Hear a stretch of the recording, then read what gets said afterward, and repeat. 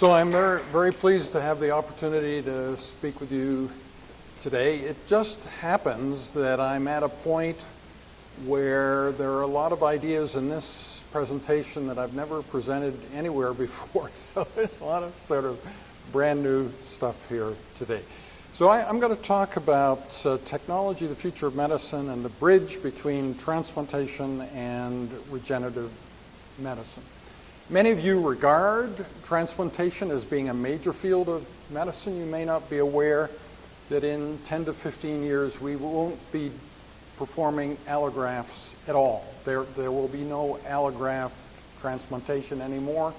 We won't be transplanting anything into anybody because modalities I'm going to talk about in this course will completely replace allograft transplantation and will serve 100% or could serve of the people who need organs for end-stage organ failure, whereas right now we're only serving about 10% of that group. So there's a huge change underway. And in many of the subfields, for instance in kidney medicine, there's complete denial about this.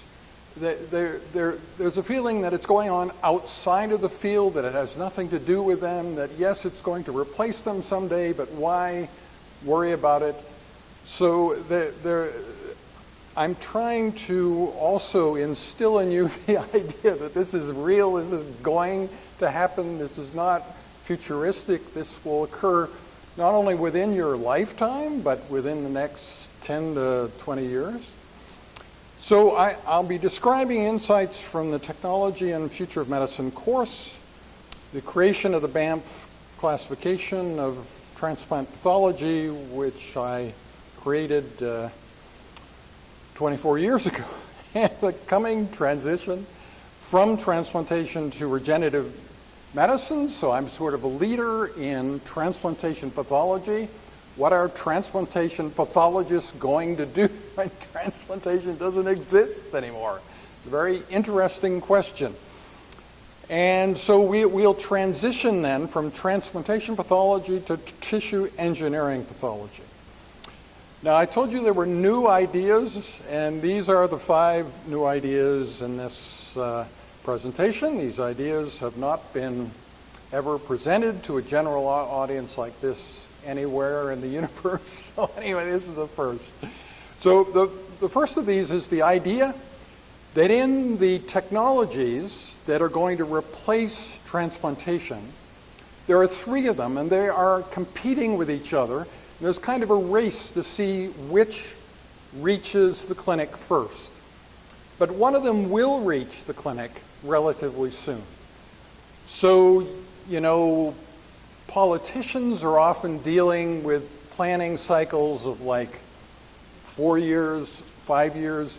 Even in that short period, you will see changes in these directions. So it's a race between stem cell replacement of organs, xenografts, that is, genetically engineered animals like pigs that are bred specifically to create organs to be used in people, and then bioartificial organs that combine completely synthetic things like silicon filters and so on with a bioreactor of human cells that sort of takes over the rest of the function of the organ, because completely synthetic things can't do it all.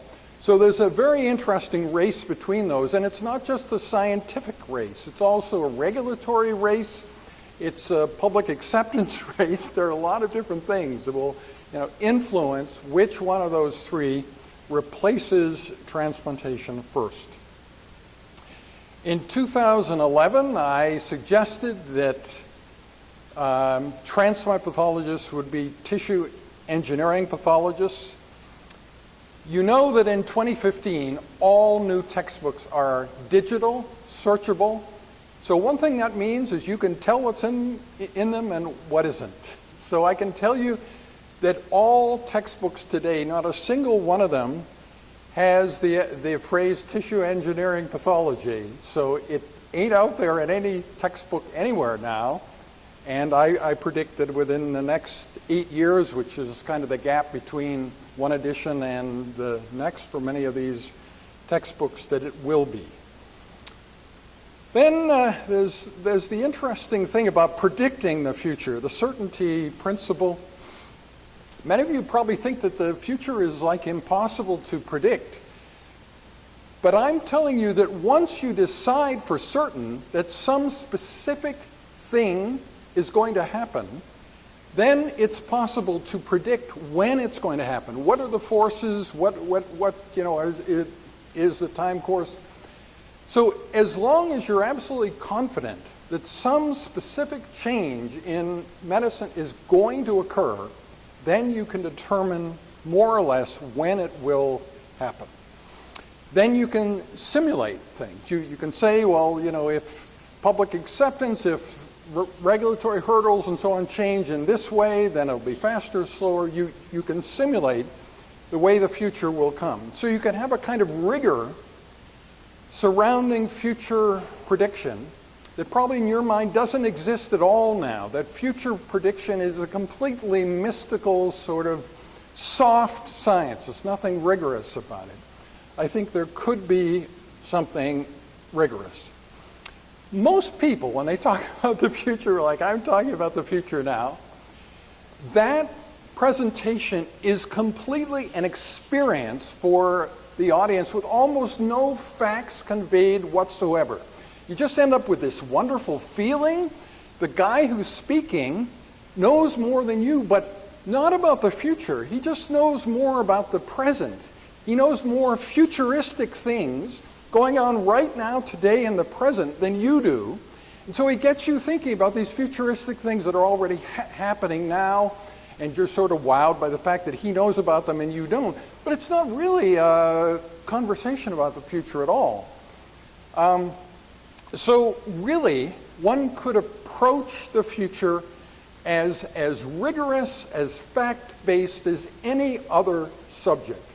It just doesn't have to be an experience. It's not like listening to a song. It's sort of like any other, it's like a lecture on math or, any hard science like that. It can be the same. It can be factual. Doesn't have to be just an experience. Now, I have been teaching this course on technology in the future of medicine for 4 years now. We have students from, I used to say every faculty. We don't have any, as I said, from the faculty of nursing, but we've had students from the faculty of law, engineering, science, medicine, business. It would sound like you need a medical background to take the course, but you really don't. We define medicine very broadly. A lot of the students do not have a medical background, and that works just fine. This YouTube link, if you find my talk today of interest, first of all, you may wonder whether it's really true that these ideas have not been presented before, and I think you can readily see I give a lot of talks. The content in this talk is substantially different from any other recent talk. And that's kind of cool for those of you sitting in these seats, because you might imagine for some audiences that isn't true at all, that I'm giving the same old stuff that I've given multiple other places. So a lot of the course revolves around what's called the Technological Singularity, Moore's Law, and this curve of price performance of computing, which is not just about price performance of computing, but is sort of about all modern life. That we think of all modern life as progressing in an exponential way, not a linear way, but an exponential way. So things are moving very, very quickly. And one thing that you'll see there is that in 2029, which is pretty soon, that machines will be as smart as individual human beings. And in 2045, machines will be as smart as the entire human race, this predicts. At that point, machines will take over the future agenda of the world, and we can only understand what's going on and influence that if we collaborate, cooperate, buddy up with machines in some way. Are machines going to be our enemies? Are they going to be our allies? That's part of the purpose of the course. This is something we can have an influence over. There's a possibility of utopian outcomes, apocalyptic outcomes. You'll find on YouTube that I speak about them both. I used to do more utopian talks than apocalyptic talk, but on March 1st I gave a pretty credible apocalyptic talk. Either one could happen, and you and others like you with an interest in this subject can help shape the future, can help determine which way it goes, the good or the bad. So this is simply a definition. It's Ray Kurzweil's, and he's the most prominent person writing in this field, definition of the technological singularity. And the idea here is that machines can self-improve much more rapidly than we can.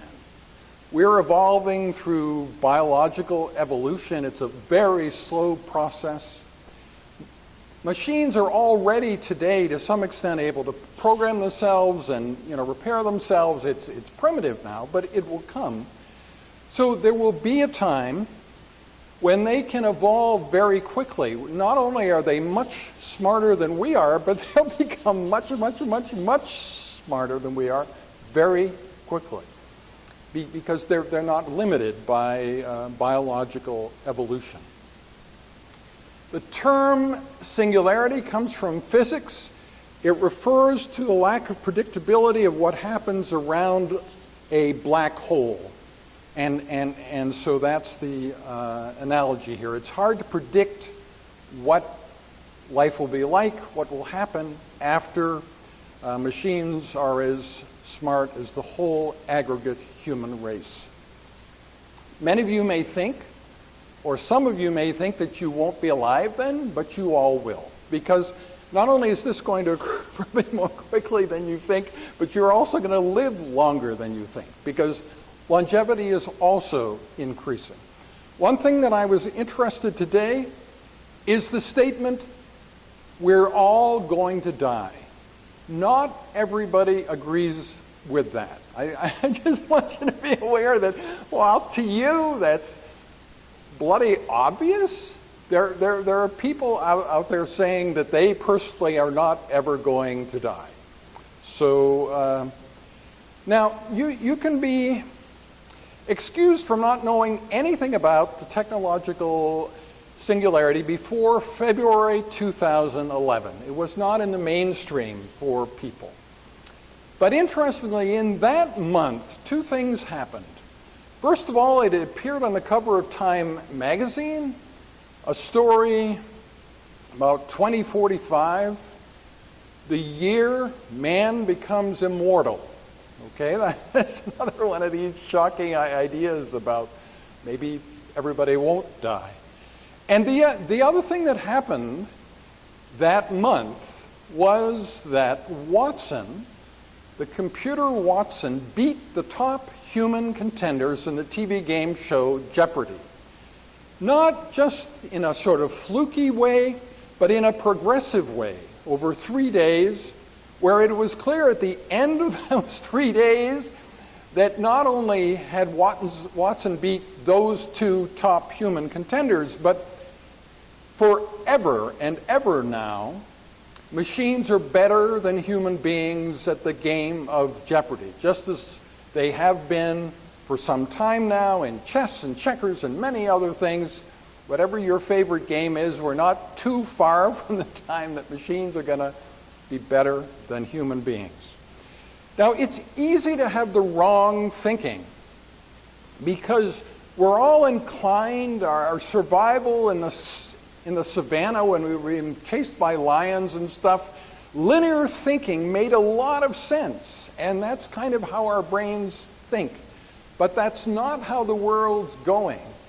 So Those orange or red lines there are how you are inclined to think that either the world will keep going the way it is presently or the way it's gone in the past, and that's what you can count on. But those are substantially wrong because we're dealing with exponential change, not linear change. And so everything is going to predict that things will progress much more quickly than what you would naturally with your still biological selves that are prepared to be chased by a lion on the African savannah. We're not in that world anymore.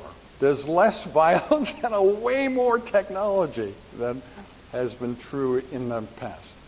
So this is also related to the idea of a post-scarcity world, abundance, and singularitarian utopia. Every one of you, when you wake up in the morning, you think about the things you want that you can't have. And every other day has been like that too, and you just sort of accept that. But it's quite possible, just as the apocalyptic outcomes are also possible, but a post-scarcity world is possible, where valuable things, the things you value, the price of them comes down to approximately zero. All experiences that you might wish for are as good, if not better, in virtual reality than they are in real reality, and they can be shared with friends. So you can have anything you want, you can have any experience you want, and that changes life's sort of paradigm quite a bit when you think about that. And it may seem to you like, oh, well, my goodness, well, that couldn't possibly happen. But it could possibly happen. But the exact opposite, a world more terrible than any world you've ever considered, could also be an outcome of the future. So one reason to study the future is to see if we can't shape the future in a positive way. Many wonderful things would happen as a part of these future scenarios. One is that everybody would be able to talk to everybody else.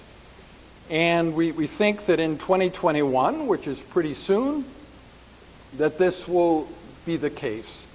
That there'll be automatic translation between all languages, so there'll be nobody in the world that you can't talk to. And 2045 is only 30 years from now. Probably all of you will still be working then. You don't think you will, but you will. You probably have 5 different jobs in your lifetime, and the last 3 of those jobs, the names of those jobs don't even exist yet. Nobody has, even conceptualized what the last 3 jobs in your lifetime will be. And we could get rid of all natural diseases that we know of today. Medicine could be vastly different. And it could be much worse than it is today, because if things go wrong, if people don't sort of focus on the positive here, we could have more bioterrorism sourced diseases than the diseases we have now. And they could be, by definition, almost impossible to treat, targeting specific groups and so on. So even if we get rid of all the diseases we know today, we could have a much more medically complicated and difficult to deal with scenario through bioterrorism, but it's likely that we will not go down that route. And that still leaves a lot to do. I think most of you will think of medicine as diseases and therapies. That's what it is to you. But I talk about something called medicine writ large, which is something much greater. If you think of human enhancement, I don't just mean physical enhancement, like being able to run faster, being taller, being better looking. I mean moral, spiritual, all the kinds of individual human enhancement that you can think about. That could be a part of this medicine writ large. And improvements in society to promote health and well-being. So when you include those things, then medicine is huge. And even if we get rid of all diseases, then there's still a tremendous amount to do. There's also the question of, are physicians capable of handling that larger, agenda? Probably they need more people like you. I mean, I'm thinking that would change the sort of definition of who handles these jobs in health. Where did that idea come from of medicine writ large? Rudolf Virchow is a very interesting guy. He was successful in 3 different spheres: in medicine, anthropology, and politics. And he had the most spectacular 80th birthday party, and so he's often shown, because of this very famous 80th birthday party, as an old man with a beard, but almost every quote of his was written when he was 27. So I don't know how many of you are 27 or recently been going to be soon, but anyway, almost every quote of his comes from stuff that he wrote when he was 27. And one quote is this: "It is the curse of humanity that it learns to tolerate even the most horrible situations by habituation. Physicians are the natural attorneys of the poor." Think of what that means. And think of whether the physicians you know agree with that they're the natural attorneys of the poor. And the social problems should be largely solved by them. And he also wrote, "Medicine is a social science, and politics is nothing else than medicine writ large." Now, this was said by somebody who was a mayor, who was a successful politician. A lot of physicians are not successful politicians, but Virchow was arguing that it's a very important part of medicine. Medicine, as a social science, as the science of human beings, has the obligations to point out problems and to attempt their theoretical solution. The politician, the practical anthropologist, must find the means for their practical solutions. So that gives you an idea. When I say that in the course you don't need a medical background, but we're talking about medicine, that's really the reason. That we talk a lot about these larger concepts, and almost every intelligent human being on the planet is already kind of versed in these general ideas. So what are the specifics of the course?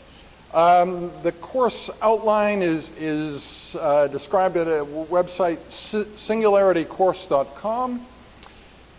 And the course is surprising in a lot of ways that might please you. One is that there is no required content. It's probably the only course you ever heard of that has no required content. So you can figure what you're interested in, and you can pursue that within the course and do a final presentation and paper on that. Now you might say, well, how would that ever work? Everybody would just stay at home and nobody would come to class. But that isn't what happens, because the presentations and the student discussion are so fascinating that every student wants to be a part of this. Anson, who's sitting there in the back, has taken the course.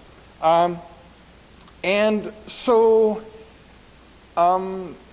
it is interesting. There are no exams. The graduate course, but some terms it's mostly undergraduates taking it, and you may know that in a graduate course you don't have to grade on a curve at all. If everybody should get an A and an A+, they can. So there's no requirement that you have to have an equal number of low grades and high grades and all that stuff. And we also have the feature of this camera. Now that may look to you like just an ordinary camera, but the cool thing about it is it's making decisions as I talk here about whether the configuration that it's seeing, my facial expression, my hand gestures and so on, fit the software algorithm that it regards as a good picture. And in addition to shooting video, It's also taking still pictures when that algorithm's met. Now, it can be spectacular in terms of the outcome. If you have a really animated lecturer who the software in that camera likes, in the course of an hour lecture, it may take 200, 300 pictures. If you're really dull, dour, not very pleasing lecturer, it may not take a single one. So I never know until afterwards what the camera has thought of the lecture. So that's interesting, because you're going to face this in your lives more and more, is what did the machine think? It has never mattered to you before, but eventually this question of what did the machine think is going to be important. And so we end up with a lot of pictures like that one that a human photographer would have a very hard time taking, because you'd have to get him to hold his hands. Yeah, but that camera can instantly take the picture as soon as this algorithm of the pleasing picture is met. So we've progressed a lot in the course. We were in a terrible room where the air handling was louder than any of the speakers, and the lighting was terrible and everything when we began, and now we're in CCIS L1 140, which is like technology-wise the best place to do such things. And the student presentations sometimes have spectacular effects on the lives of the students themselves. Aisha Harian, 3 days after this video of hers from the course was posted on YouTube, she got a job offer from this new tech firm in New York City that she had never heard of, that she didn't know anything about. And that offer happened to exactly fit into a sort of gap. She had planned her, graduate work, but she didn't know what she was going to do for the summer period and so on. It was just the most miraculous thing and other things like that have also happened, so that the students give a 20-minute presentation with a 10-minute discussion, and the best of these are posted on YouTube. And you will notice some of the student presentations get more hits and are probably better than some of the faculty ones, and some of the students become faculty in the course. There are a lot of young people teaching in the course. There are also middle-aged and old people both taking the course and teaching in the course. So the range has been thus far from 17 to 77. So whatever your feelings are about young people, old people, so on, they're all. And every point of view is represented in the course. You could imagine a course like this that's all made up of tech advocates, people who think that technology is a solution to everything. That would be absolutely wrong. So we have people speaking in the course who are specifically chosen because they're tech skeptics. They may walk around and you find this shocking without a cell phone, and so they're very low-tech people. And we also study things like karma. Do you know about karma? Going back 7 generations, forward 7 generations. If you suddenly develop a limp today, could be because your great-great-great-grandfather wounded an animal when he was out hunting and didn't hunt it down and kill it, so the animal unnecessarily suffered. And so now, but you can imagine also, bad things you do today could be visited, on like your great-great-grandchildren. So you have to be careful. That's karma. And then there's celestial navigation. So like in 1998, all the big navies gave up teaching navigating by the stars. It was always the hardest subject. People who were piloting ships hated that subject, and they didn't want to take it anymore. And they said, well, this is the computer era. We don't need to navigate by the stars. But they found like these huge ships in the middle of the ocean, and the computer had failed, and nobody knew what to do. So they went back to teaching celestial navigation. It's required now. And this all sounds very positive, but intercontinental ballistic missiles also use it, because they're very concerned about somebody messing with the computer software of the missile And one thing no one has the power to do is change the position of the stars and the sun in the sky, so celestial navigation is also used there. So we teach about these traditional old-fashioned things as well as the newfangled ones. And we pride ourselves on having a lot of innovations every term. So if you watch the existing videos from the course, there will be new stuff. If you were to take the course in the future, we've recently had flipped classroom sessions. The only other course like it in the world is in Budapest, Hungary. It's a course called Disruptive Technologies in Medicine. We have good cooperation between that course and us. Some of you, but probably not, may have seen this article in the Edmonton Journal last April. Why wouldn't you have seen it? Because students today don't read the papers. So, people were saying, hey, Kim, this must be great. And it probably increases greatly the student interest in the course that there's this article in the paper. No, because you guys are mostly not reading the papers. It's not really relevant to your lives. So, something happened on March 1st that you may be wondering at this point, how important is what this guy's talking about? Well, it's hard to know how to measure importance, but could these concepts he's talking about have had a citywide effect, right? That would be one measure. So to try to interest people in the future, these concepts I'm talking about, we're promoting a new holiday. It obviously isn't a holiday yet because you're not getting the day off and because you guys have never heard of this, so it's a proposed holiday. March 1st, Future Day. But this March 1st, the lights on the high-level bridge were specifically changed to the colors of orange and green. And as you might imagine, we have extensive documentation of this with video, and so we were very, very proud that such a small idea could go citywide like that. So this is the way the first Future Day looked in 2012. And you might expect me to tell you that this is growing and that more and more cities are celebrating Future Day.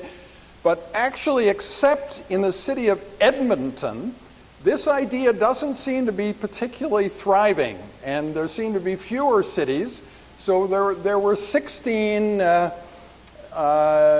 in 2012 and approximately 12 the next year and 6. And so eventually, I think maybe, Edmonton will be the only place on the planet celebrating Future Day, but it seems to be successful here. For a new holiday, you need pageantry, you need visual stuff, you need stuff to eat, all sorts of cultural things that would make it a real holiday. So I don't know quite what we should do, but one thing that appealed to me is the colorful parts of the Holy Festival. Many of you may know this festival from Asia where they sprinkle each other with pigments.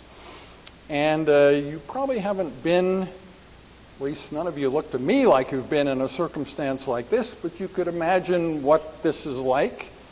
And it involves everybody in society. People who normally would have no contact with each other, they're all taking part in this holy festival, sprinkling each other with pigments. It may not work, but there are other things one can do. If you go to my Facebook page, you'll realize that forever, the only poem there not written by me is this one. It's called the Crayola Bomb. Maybe we should develop a Crayola Bomb as our secret weapon. A happiness weapon, a beauty bomb, and every time a crisis developed, we would launch one, it would explode high in the air, explode softly, and send thousands, millions of little parachutes into the air, floating down to earth, boxes of Crayolas, and we wouldn't go cheap either. boxes of 64 with a sharpener built right in, with silver and gold and copper and magenta and peach and lime and amber and umber and all the rest. And people would smile and get a funny look on their faces and cover the world with imagination. And if that doesn't do it for you, do you know that your Roomba robotic vacuum cleaner, if you do a time-lapse photograph, has this colorful appearance? And if that doesn't appeal to you, then there are always hot air balloons. Anyway, I won't go on, but you get the idea. If this holiday is going to work, it has to have something special about it. It has to be riveting, interesting, so on. You can tell that up until now there have been relatively few people involved, but we do have banners, and if you come to the class, you'll encounter the banners. Well, how did I get to be a person that would talk in front of groups in any way? So in 1991, I developed this Bamf classification for transplant pathology, and it now is in all solid organs, so it's sort of a big deal. And it involves lesions, that's what those funny pictures up there are, different pathologic changes seen under the microscope. This is where it began in the Trans-Canada Pipeline Pavilion at the Bamf Center, and we decided to name it after Bamf because there's no university, there's no educational institution there. It was a very equality-based name to give to this worldwide consensus classification.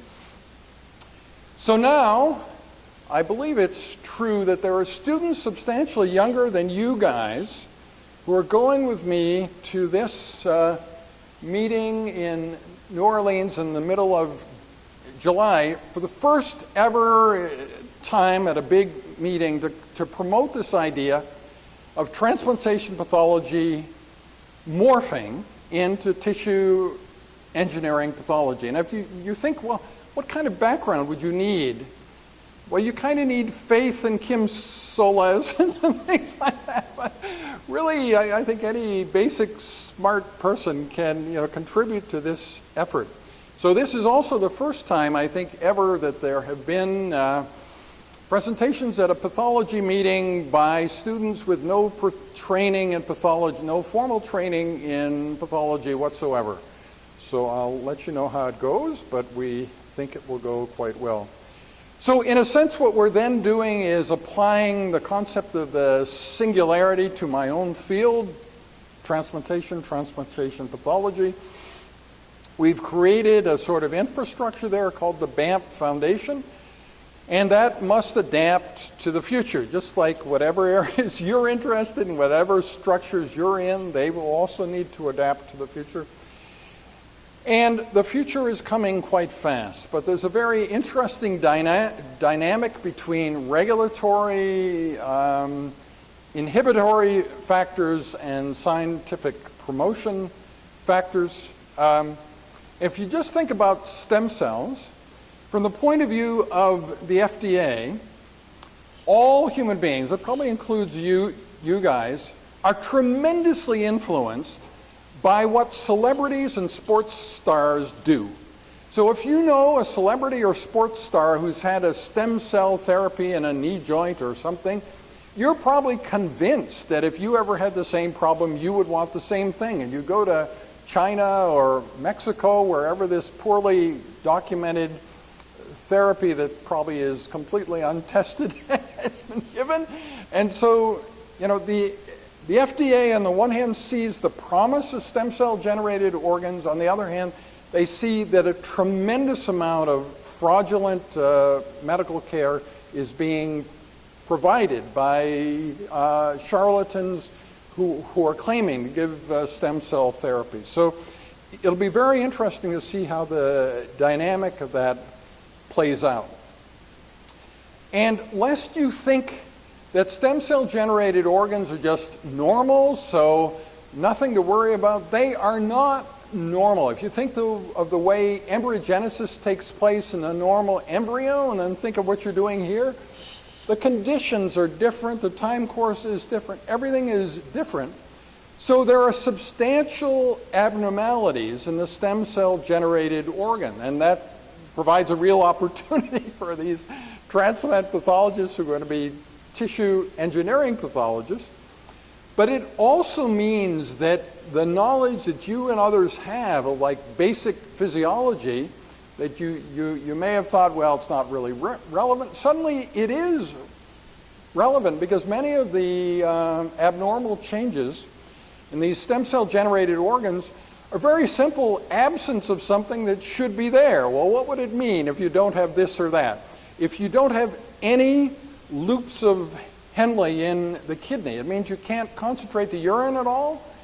So you put in a kidney and you pee out your entire body water in 2 hours and you're dead, right? That's not a good thing. And that kidney could otherwise look completely normal, just has this one little defect of no loops of Henle. And so there are many important things, and rather than most people in the medical field regarding this as something in a different field from their own, we need people to really be thinking about how this is going to go down. What will the problems be? It's just like the future in general. How can we shape this in the way that's going to turn out well and where the positive outcome will come quickly? Many of the problems with stem cell generated organs are not being discussed, but hold great promise, and so we need people to be talking about these things. One thing is it's hard to, if you decellularize an organ, which is what some of those pictures showed, that you put in detergent, you get rid of all the cells, then you repopulate with stem cells. It's very hard to get all of the vascular endotheliums to come back. So the parts of the vessels that are not covered by endothelium clot like mad, and it's a huge problem. It's just one of many problems here. So we are thinking then of how to adapt to this change, and it involves crossing a lot of disciplines.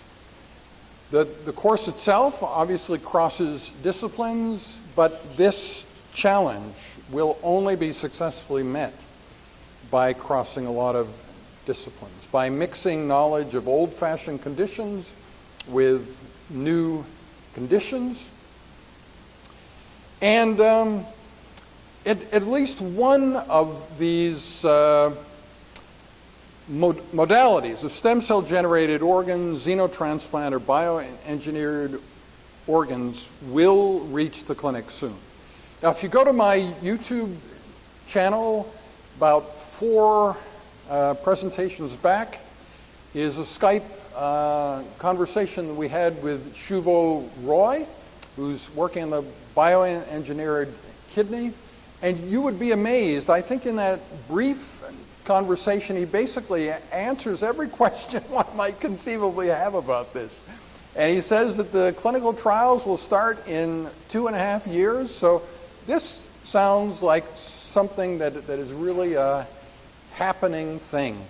And the xenotransplant side, similarly, people thought there were insurmountable problems, but it seems like in 2014 we're very close to solving all those problems. Now, how much of this is real? How much is hype? You're in a very good place because Timothy Caulfield is here at the U of A, and he is like the world's expert in hype and science, and he and I often end up speaking in the same meetings. But he did this recent study of the media portrayal of stem cell therapies.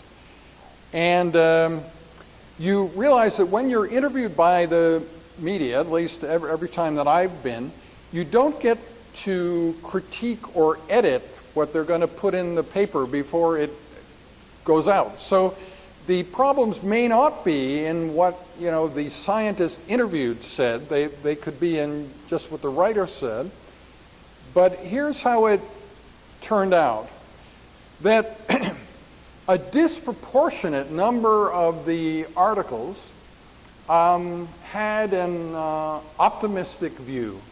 Some had a neutral view, almost none had a pessimistic view.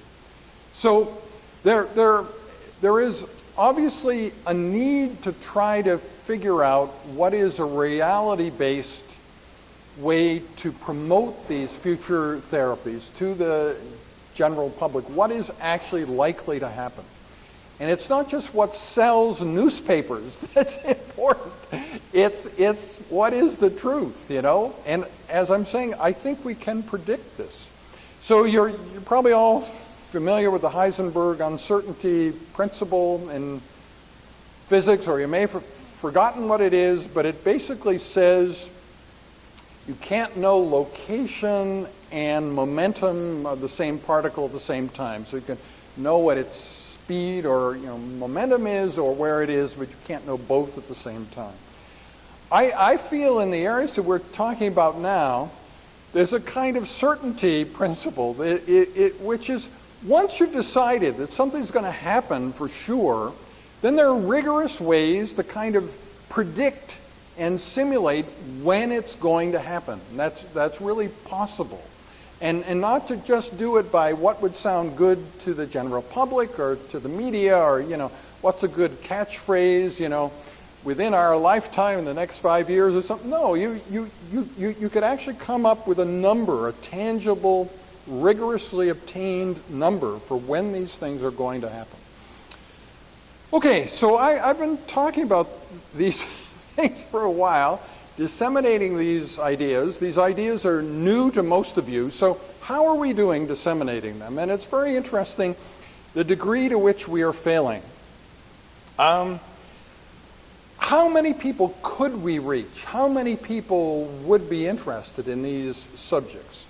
Well, the NOVA program on PBS reaches 7 million people, and the Big Bang Theory, which I bet most of you in this room watch, reaches 20 million viewers in the US alone and probably 40 million worldwide. So that's the group that we could conceivably reach. And how many are we reaching? There's something called Singularity Summit, which is like the largest meeting talking about this stuff. Those YouTube videos max out at 9,000. Our videos max out at 3,000, 3,100. The current Dean of Science, Jonathan Schaefer, has the most popular video on our course YouTube channel. But anyway, you can see there's a huge gulf between the number of people that we are reaching and the number who would conceivably be interested and could react to this message.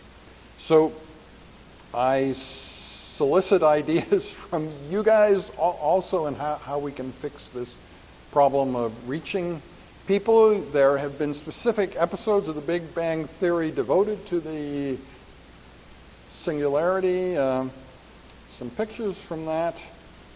So I'm interested in how to capture the imagination of the public, to start everyone thinking and talking about these matters. We need the mainstream public to regard the singularity as fact, not fiction. We need to promote organized thinking about the future in universities and beyond. We thought of going to high schools, and the question is, would Canadian parents object if we taught this stuff to high school kids? We haven't answered that. And we need to make efforts to make singularitarianism accessible and inclusive. Think for a moment, only a moment, because it's an unpleasant thing, but think about YouTube trolls, the life of a YouTube troll, okay? They're just going in there and writing nasty things all day. And what's very clear is they're not reading anything. They're strongly opinionated, or they seem to be, without reading anything. They've never read any books. They consider reading books to be completely lame. It's better to spend all day making the lives of other people unhappy. That's way better than reading books.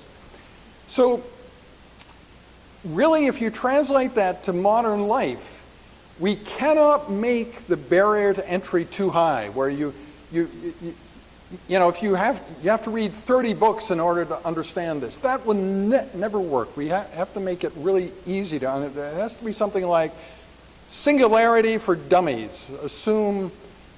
Anyway, so Rome wasn't built in a day. But if the things I'm talking about work well, if the course works well, if we succeed in our aims of shaping the future in a positive way, then the outcome could be something really, really nice. So the end result could be ubiquitous health, the end of war, peace, happiness everywhere, eternal youth.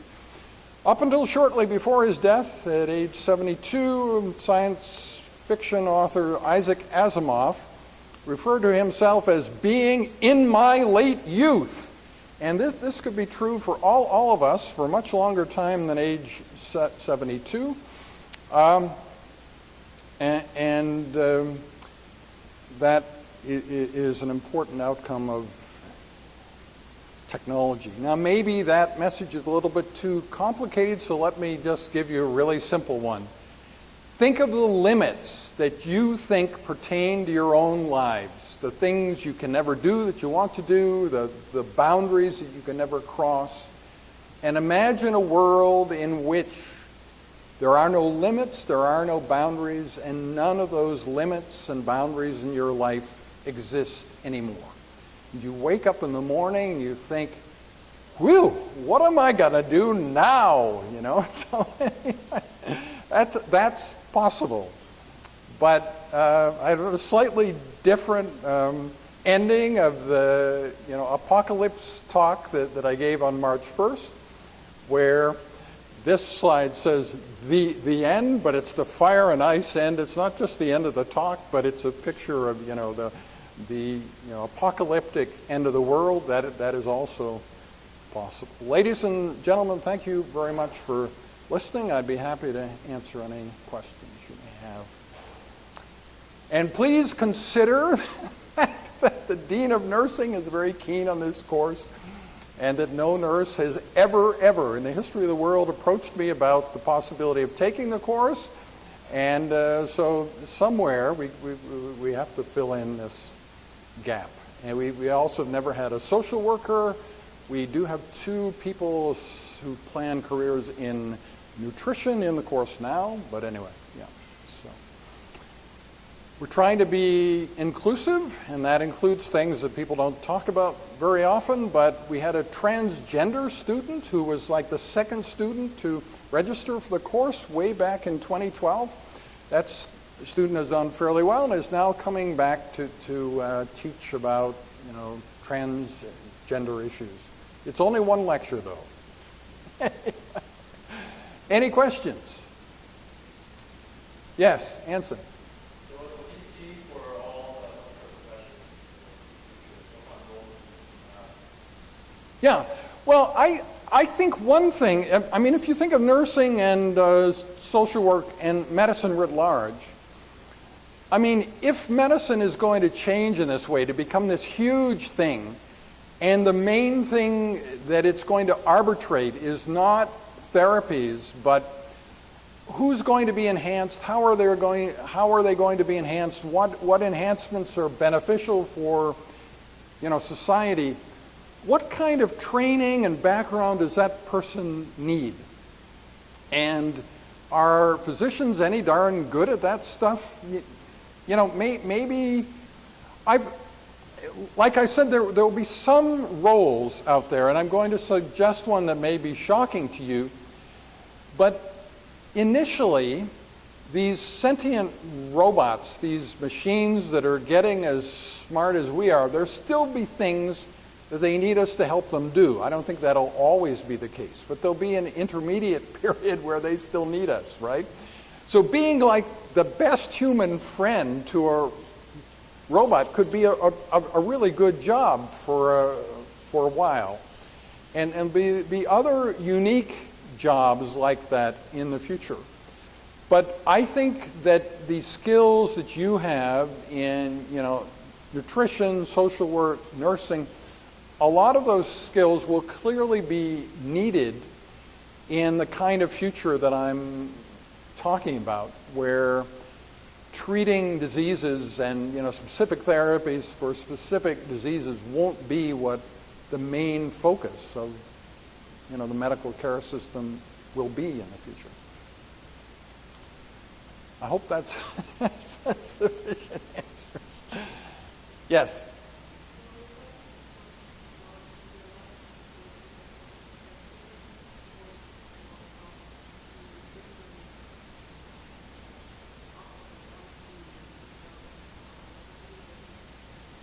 Yeah, well, we teach about that. So as you may know, I helped start a new medical school in Kathmandu, Nepal, and so that's one of the poorest countries in the world. How is this stuff going to play out there?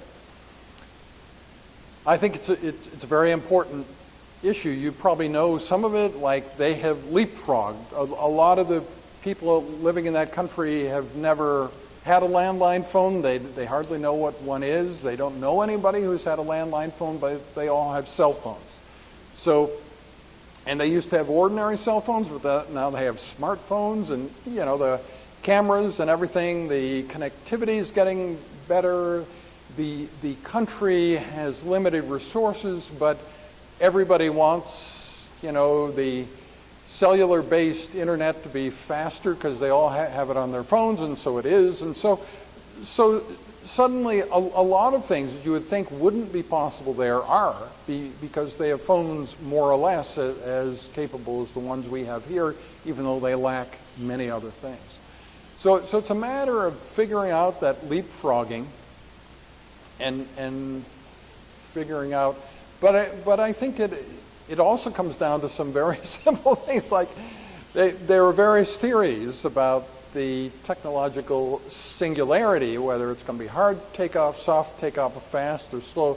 But you can imagine the hard takeoff where you just wake up one morning and suddenly machines are in charge, and maybe, you know, the oxygen in the air has gone way up, the pollution's gone way down, everything's green, but you don't know how, and actually you're not smart enough to understand how. The robots improved the world so much, but they did. Okay, but in a world like that, what about the people who have yet to make their first phone call where, you know, technology hasn't reached them at all? What's going to really happen to those people? It seems to me you can imagine outcomes where life improves for the first world people, the people who already have high-tech stuff in it, but not for the others. And as a matter of fact, the simplest scenario, this will be shocking to you because you don't live in Silicon Valley, is that the world will improve only for white male entrepreneurs living in Silicon Valley, and that's it. You know, the life will improve for them a great deal, but you know, minorities, women, so on, living there, and people living in other parts of the world, you know, it's of relatively little importance to many of the strategies being put in place, how this plays out worldwide. There really isn't a plan. So that sort of uncontrolled experiment of how, you know, technology is going to play out worldwide is obviously not desirable. We need to have some planning behind this. So that's, I guess, another purpose of the course. You know, the women issue in tech is a very serious one. It's not easily explained by anything logical. It's not that there's something about being a woman that makes you sort of incapable of doing tech things. There is no logical way to explain it, but it seems to be very hard to fix. And as you know, it's not just gender, it's also age. And most CEOs, most people getting venture capital funding are young male white people. So anyway, other questions?